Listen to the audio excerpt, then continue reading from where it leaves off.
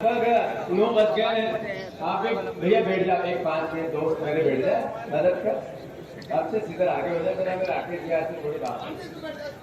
आदरणीय राकेश चौधरी जी से मेरा आग्रह है, हमारे सबसे वरिष्ठ है आज यहाँ मंच पे आदरणीय हमारे पूर्व अध्यक्ष शहर के परिवार के हैं, हमारा जिले का अध्यक्ष है वो चला गया, बाकी भी सब मेरे दोस्त है।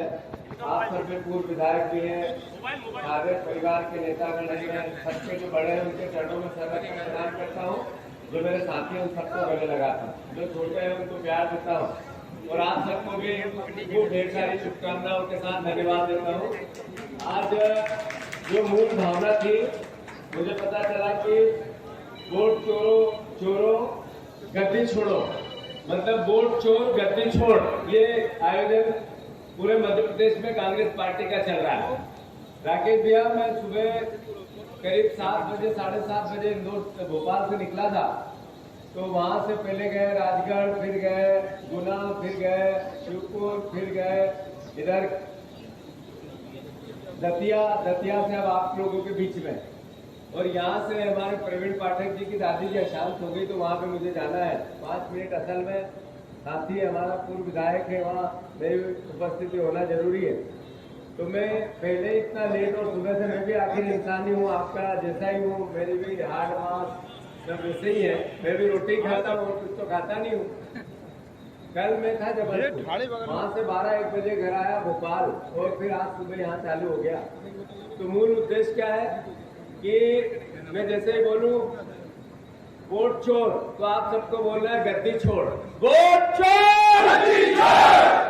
तब वो उधर के पीछे के थके हुए लगते हैं, बहुत देर हो गई है, तो फिर से एक बार वोट चोर गद्दी छोड़। जागो जागो, जागोगे तो आनंद आएगा। फिर से एक बार वोट चोर गद्दी छोड़।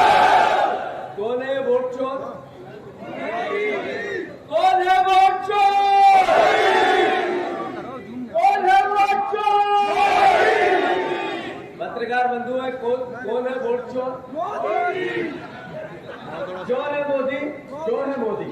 राहुल गांधी जी ने 1 महीना हुआ, एक लोकसभा एक विधानसभा का डेटा देश के सामने रखा, और उन्होंने कहा मैं चुनौती देता हूं चुनाव आयोग इसको करेक्ट करके बताए। तो चुनाव आयोग की सारी बात भारतीय जनता पार्टी के नेताओं ने की, नरेंद्र मोदी ने की, अमित शाह जी ने की, बीजेपी के प्रवक्ताओं ने की, पर चुनाव आयोग जब सामने पीसी लेने आया तो करेक्ट नहीं किया, और उसने सवाल खड़े किए। जैसी बात की जैसी मोदी जी ने की, बीजेपी के पन्ना प्रभारी जैसी बात। मध्य प्रदेश में इन्होंने वोट चोरी की और सरकार बनाई, महाराष्ट्र में इन्होंने वोट चोरी की और सरकार बनाई, इन्होंने हरियाणा में वोट चोरी की और सरकार बनाई। 35 लोकसभा की सीटें जो 35-25-30 हजार से जीती हुई है नरेंद्र मोदी के पक्ष में, उन सब में चोरी हुई, और चोरी के प्रधानमंत्री बने नरेंद्र मोदी। सही है कि गलत? सही है। आदरणीय साथियों, 2014 में ठगों का गिरोह तैयार हुआ। उन्होंने लोगों को भ्रम जाल फैलाया कि देश जितनी तरक्की की उससे ज्यादा तरक्की होनी थी, हमारे कोई ना आगे है ना कोई पीछे है। नरेंद्र मोदी ने देश को बताया कि मेरे ना कोई बच्चे है, कोई परिवार है, जो कुछ है मेरा देश है, और मैं इस देश से भ्रष्टाचार समाप्त करूंगा, इस देश में रोजगार लेके आऊंगा, किसानों की आय दुगनी करूंगा, अलग अलग सब्सिडी 5 ट्रिलियन डॉलर की अर्थव्यवस्था करूंगा। देश के सामने एक नया विजन दिया। जैसे ही देश ने भरोसा किया, राज्यपाल के माध्यम से 5 राज्यों की सरकार गिराई, सिक्किम की गिराई, एक भी बीजेपी का विधायक नहीं था, सरकार बीजेपी की पलट की बन गई। फिर मिजोरम की गिराई, फिर गोवा की गिराई, ऐसे 5 राज्यों की राज्यपाल के जरिए सरकार गिराई। फिर दूसरा कारनामा चालू हुआ, एक मध्य प्रदेश में खोखा पद्धति आई, खोखा 50-50 खोखे में विधायक खरीदे और बेचे गए, जिसमें मध्य प्रदेश, महाराष्ट्र, ऐसे कई राज्य 11 राज्यों की सरकार गिराई गई, जिसमें एक विधायक को 35 करोड़, 50 करोड़, 30 करोड़, 20 करोड़, उसमें सिंधिया जी और उनके विधायक भी दल बदल हुए। देश ने देखा, तीसरा ठगों के गिरोह ने तीसरा फार्मूला अपनाया, और इन्होंने कहा कि रिसोर्स पॉलिटिक्स, पूरा विधायकों को रिसोर्स पे ले जाओ और पूरी सरकार बदल दो। ये भारतीय जनता पार्टी नरेंद्र मोदी ने नया भारत लेके आया। अब सारे हथकंडे जब ईवीएम से लेके सब देश के सामने आ गए तो इन्होंने वोट चोरी का फार्मूला बनाया, चुनाव आयोग को साथ किया और चुनाव आयोग को साथ लेकर कांग्रेस के वोट घटाना है, बीजेपी के इधर उधर के वोट उसमें डालना है और इतने वोट डलवा देना है कि उनका प्रत्याशी जीत जाए। ऐसे 35 सीटों पर वोट की चोरी अपनी बार 400 पार का नारा देने वाले नरेंद्र मोदी की 240 सीट हो गई। पैसा की पर देश के प्रधानमंत्री बने हुए हैं। आदरणीय भिंड वासियों, आदरणीय प्रदेशवासियों, अभी एक नया कानून नरेंद्र मोदी लेके आए। जो मुख्यमंत्री, जो सांसद, जो मंत्री 30 दिन तक जेल में है उनको अपने पद से इस्तीफा देना पड़ेगा। ये कानून आ क्यों रहा है? इसलिए कि नरेंद्र मोदी डरा रहे हैं नीतीश कुमार को, डरा रहे हैं उनके सांसदों को, डरा रहे हैं चंद्रबाबू नायडू को, डरा रहे हैं उन लोगों को जो नरेंद्र मोदी को सपोर्ट नहीं करना चाहते, अपना हाथ खींचना चाहते हैं। तो ये वोट चोरों की सरकार है। हम इसलिए राहुल गांधी जी बिहार में पिछले 15 दिन से पद यात्रा कर रहे हैं। कौन सी यात्रा?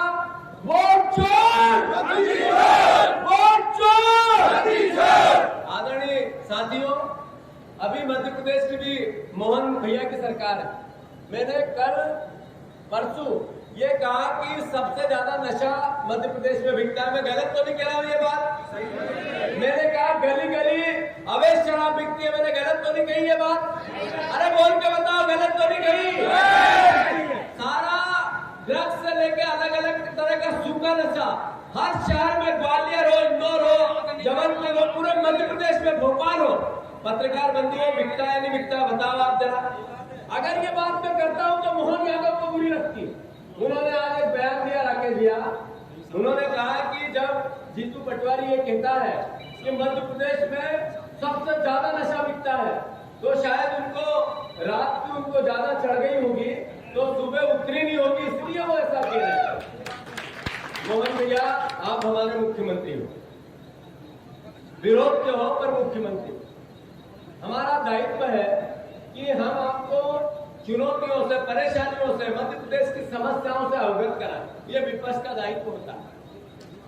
एक मर्यादित पॉलिटिक्स होती है, राजनीति होती है, सभ्यता की राजनीति होती है, संस्कार की राजनीति होती है, जिसमें सत्ता पक्ष का अपना काम होता है, विपक्ष का अपना काम होता है। हम आपके दुश्मन नहीं है, हम आपके विरोधी है वैचारिक रूप से।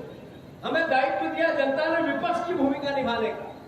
हम आपको 3 साल बचे हुए, आप सरकार के मुख्यमंत्री रहो, 3 साल आप अच्छी सरकार चलाओ, जो वादे आपने किए वो पूरे करो।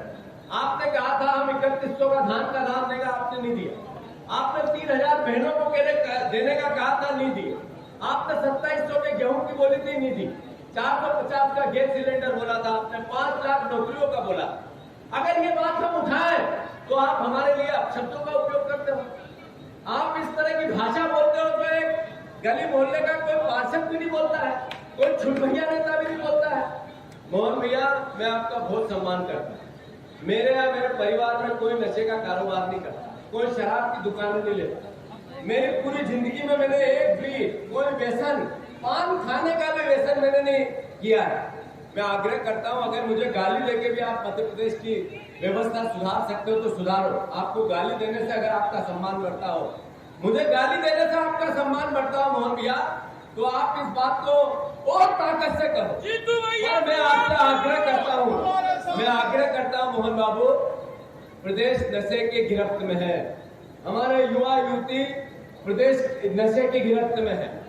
हाथ जोड़ के निवेदन है, ये बात हम सकारात्मक कह रहे हैं। हमारा और आपका दोनों का दायित्व है कि नशे से मुक्ति हो। एक बाप जिसका जवान बेटा नशा करके घर में जाता है, खून के आंसू पीता है वो बाप। एक पल बहन हमारी बहन, उसका पति अगर नशा करके घर जाता है, उस बहन पे क्या बीतती है देखो जरा। मोहन भैया, आपने मुझे कहा कि मैंने सुबह की रात की डाल ली होगी और सुबह नहीं उतरी होगी तो मैं ये बयान देता हूँ। मैं आपको चुनौती नहीं दूंगा, पर आपसे आग्रह करूंगा, आप आपका डॉक्टर लाओ, आपका और मेरा का दोनों का हम टेस्ट करवाते हैं। आप नशा करते हो कि मैं करता हूँ, आपका डॉक्टर तय कर देगा सही है कि गलत। तो आप अगर इस तरह की तरह की बात कहेंगे, एक हमारे प्रदेश का मुख्यमंत्री इतनी छोटी और ओछी बात कहेगा तो प्रदेश का सम्मान बचेगा कैसे। आदरणीय साथियों, मैं अनुरोध करना चाहता हूं, मोहन भैया एक विधायक यहीं जहां मैं भाषण दे रहा हूं मुरैना के अपने भिंड के, उन्होंने कलेक्टर का गिरेवा पकड़ लिया। क्यों पकड़ लिया? कि खाद नहीं है, यूरिया नहीं है। आपका खुद का विधायक कहता है कि आप अपरिपक्व मुख्यमंत्री हो, आप अच्छा शासन नहीं चला रहे। आपके मंत्रियों ने, कैलाश विजयवर्गीय ने कहा कि ड्रग्स बिकता है। आपके विश्वास सारंग के साथ ड्रग्स माफियाओं के फोटो आए, आपके एक मंत्री प्रहलाद पटेल के साथ ड्रग्स माफियाओं के फोटो आए, वित्त मंत्री देवड़ा के साथ ड्रग्स माफियाओं के फोटो आए। और आज राकेश भैया, एक मैं इस इतने बड़े मंच से ऐसी भाषा नहीं बोल सकता, पर आपने वो धाकड़ कांड सुना था मंदसौर में, हाईवे पे देखा था बीजेपी के नेता का, उससे बड़ा कांड आज मंदसौर के बीजेपी के नेता ने फिर कर दिया। थोड़े दिन में आपको वीडियो और फोटो मिलेंगे सोशल मीडिया पे। ये संस्कार है आपके, ऐसी भाषा बोलते हो। अरे ये कुशवाहा जी जो विधायक है, क्या गलती है उसकी? ये गलती है कि वो यूरिया के लिए लड़ रहा है, ये गलती है कि उसने करप्शन, कि जो कलेक्टर है उसका करप्शन पकड़ लिया है, या तो कुशवाहा गुंडागिर्दी कर रहे हैं या कलेक्टर भ्रष्टाचारी है। दोनों के दोषी तो भारतीय जनता पार्टी है। सही है कि गलत? अगर कुशवाहा सही बात कर रहा है, ये कलेक्टर भ्रष्टाचारी है, और अगर कलेक्टर सही है तो फिर कुशवाहा जी गुंडागिर्दी कर रहे हैं। सही है कि गलत? ये बीजेपी का राज है मोहन भैया, इसको तो आपको सुधारना पड़ेगा। मैं अनुरोध करता हूं, आपको गिरफ्त में आ गए माफियाओं। इस सरकार को शराब माफिया ने घेर लिया, नशा माफिया ने घेर लिया, रेत माफिया ने घेर लिया, खनिज माफिया ने घेर लिया, शिक्षा माफिया ने घेर लिया। पर वल्लभ भवन की 5वीं मंजिल पर अब अधिकारी नहीं बैठते, माफियाओं के सरगना बैठते। अधिकारी माफिया भी एक बन गया है, जो इन माफिया रात को मोहन यादव के इर्द गिर्द घुमा रहा है। आदरणीय मोहन भैया, मेरे को गाली देना, मेरे पे अपशब्द कहना, अगर आपको आनंद आता और आपका पद की गरिमा बढ़ती है तो मैं आपको धन्यवाद देता हूं, पर मैं आपका सम्मान करता हूं। ओबीसी का आरक्षण जो था 27% का, वो आज 6 साल से रुका क्यों है? आपने 100 करोड़ रुपए वकीलों को दिए इसलिए कि ओबीसी समाज को आरक्षण नहीं मिले। और ये सवाल मुझे उठाना चाहिए कि नहीं उठाना चाहिए? अरे उठाना चाहिए कि नहीं उठाना चाहिए? मैंने जब ये बात करी कल आरक्षण के लिए भारतीय जनता पार्टी की सरकार ने एक एफिडेविट दिया कोर्ट में, सुप्रीम कोर्ट में, कि ये कानून रद्द करना चाहिए 8 अगस्त को। अभी जब मैंने ये कल एविडेंस प्रेस के सामने रखे तो मेरे पे आरोप लगाए कि ये बहनों के लिए अपशब्द कहते हैं। अरे मेरी 2 बेटियां हैं, उसकी मेरी बेटी की भी एक बेटी है, मेरे परिवार की जितनी मध्य प्रदेश की बेटियां हैं, बहू हैं, बहनें हैं, मेरी बेटियों से ज्यादा सम्मानित है मेरे लिए। उनके चरणों में सर रखकर रोज प्रणाम करता हूं मोहन भैया, पर उनकी आवाज 3000 की मैं नहीं उठाऊं तो कौन उठाए? मैं 3000 का वादा आपने किया, 1200 रुपए देते हो, 1800 रुपए की चोरी करते हो, और फिर मैं पूछू नहीं आपसे कि मोहन भैया चोरी क्यों कर रहा? अरे मोहन यादव जी, एक कदम भी हम पीछे नहीं हटेंगे, विपक्ष की भूमिका निभाएंगे, ताकत से जोर के आम जनता के हितों की रक्षा करेंगे। मैं विपक्ष का कार्यकर्ता रहूंगा, मुझे कोई हटा नहीं सकता, पर आप मुख्यमंत्री नहीं रहोगे, याद रखना 3 साल बाद। ये जीतू पटवारी का वचन है। मैं फिर से मेरे परिवार के साथियों से अनुरोध करना चाहता हूँ, हाथ उठाकर मोहन यादव की निंदा करो कि आपने बहनों के 3000 रुपए, 1800 रुपए की चोरी क्यों कर रहे? हाथ उठा के समर्थन करो।